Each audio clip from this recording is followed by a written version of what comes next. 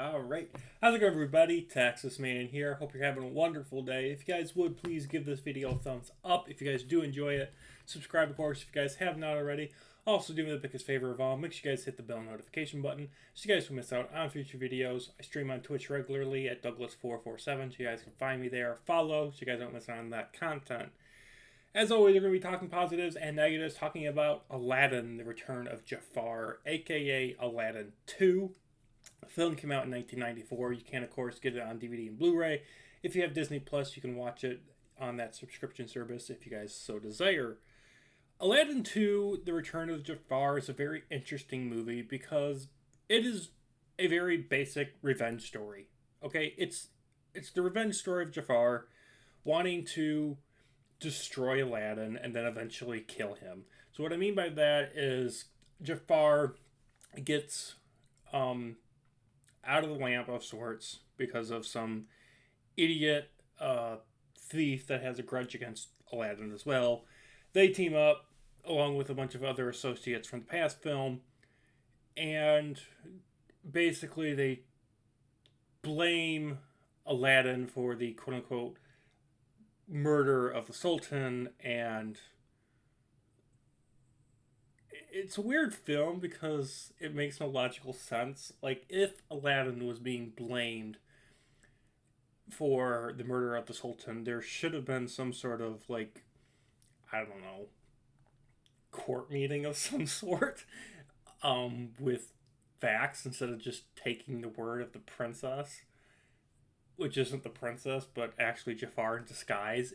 If you think about this movie in any logical capacity, you destroy the fabric of this film because there is no semblance of reality within this film. It makes no sense for a princess to just tell the palace guards and be like, yeah, guess what? He killed my father. I've got a hat that was sliced in half and I've got the knife to prove it. And I'm just like, but there's no proof other than your word. And you saying that this is his and that you found it in Aladdin's room. You, of all people, could have planted it there. I'm just like, seriously, were people really this stupid back in the day? That they literally just took the word of one princess above everybody else and be like, her word is God. It makes me wonder how many people could have lived if we didn't have this type of stupidity back in the day, if this is real. I just... Oh, why is this actually still a thing? Why... I mean, get maybe this did happen in real life. Like, this is how things were. But in terms of a movie, please make some logic.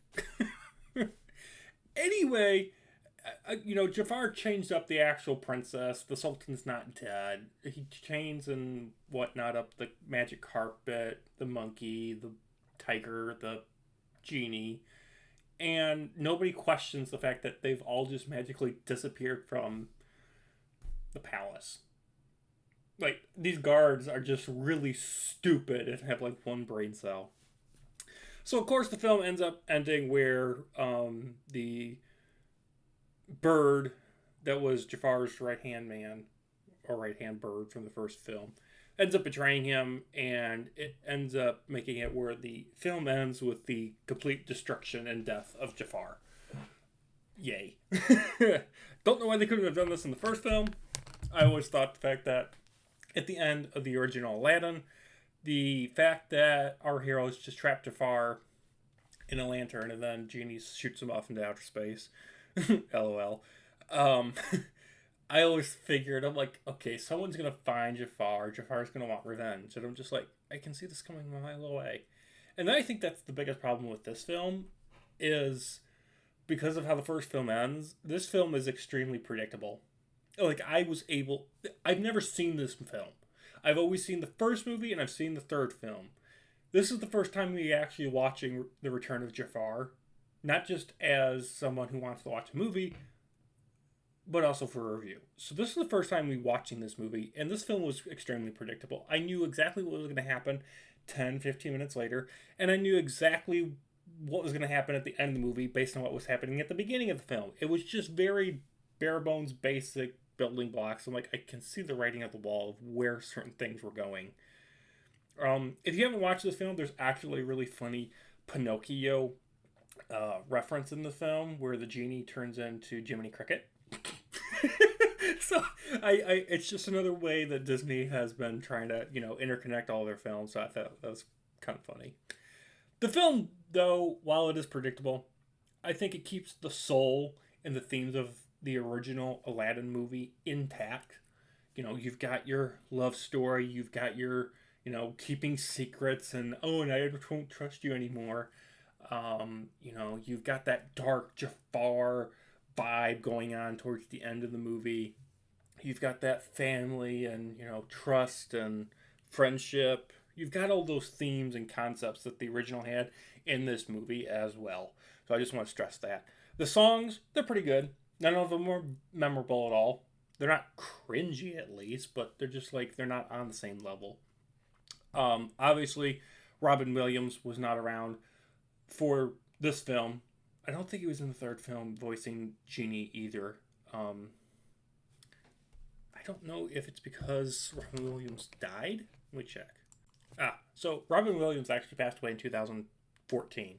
So he had the ability to voice the Genie in this film. I guess he had some sort of fallout with Disney, and that's why he didn't come back, so they had to voice somebody else. As far as the person that replaces Robin Williams as the Genie, the person that does so, I think, did a great job. It's not a blaring problem, and it's not a distraction when you're watching the movie either. The animation is good. There are some times where it does, unfortunately, show its age. It's been almost like 20 plus years at the time of recording this video. So there are some points where I'm just like, oh, this looks horrible. And other times I'm like, wow, this looks pretty good. The film is hilarious. I was constantly laughing. I'm not sure if I was laughing because some of the jokes were just really bad or they were really funny, but there were some moments where I was laughing. And it also is dark. The finale has a very similar dark finale as the original, so do keep that in mind. Unfortunately, the finale is extremely unoriginal. If you have watched this movie and then you watch the ending of The Lord of the Rings, The Return of the King, where Frodo and Baggins are trying to destroy the One Ring at Mount Doom, it has the exact same template used for the end of this film, The Return of Jafar. Literally, there's a volcano, somebody kicks the lamp that has Jafar's power and life force in it into the lava, and it melts away, and the bad guy, the evil, is destroyed and killed.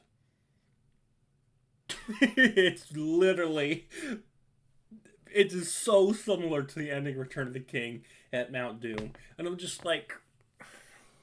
Okay, we get that you might be like, Lord of the Rings fanboys while you're making this movie, but could you not make it so obvious? Overall, guys, Aladdin, The Return of Jafar, aka Aladdin 2, it's a great film. I think you'll enjoy it. Is it by any means as good as the original? No. I don't think it was trying to be. I think it was trying to be a fun sequel, and I think it accomplished that. But unfortunately, it's going to be a film that I just forget and won't remember T-minus a week. So I'm going to give it a 6 out of 10. Thank you for watching. Have an excellent day, and I'll see you guys in the next video. Bye, guys.